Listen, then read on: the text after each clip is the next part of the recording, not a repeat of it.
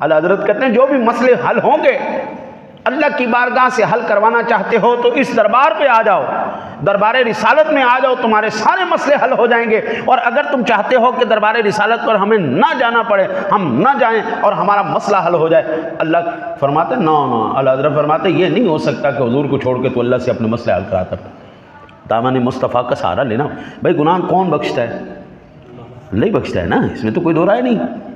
लेकिन अल्लाह कहता है वलौ अन्नहुम इज़ ज़लमू अनफुसहुम जाऊक महबूब, ये तेरे दर पे आ जाए, मुझसे अगर इनको बख्शिश चाहिए तो फिर महबूब ये तेरे दर पे आए और आके फिर फस्तगफिरुल्लाह, अल्लाह से मग़फ़िरत मांगे, वस्तगफर लहुमुर रसूल, फिर आप भी उनकी मग़फ़िरत की दुआ करें। लवजदुल्लाह तव्वाबर रहीमा, सादा लफ्ज़ों में महबूब जब तक तू सिफारिश नहीं करेगा हम उनको मग़फ़िरत भी देने वाले नहीं। अगर उनको मग़फ़िरत भी चाहिए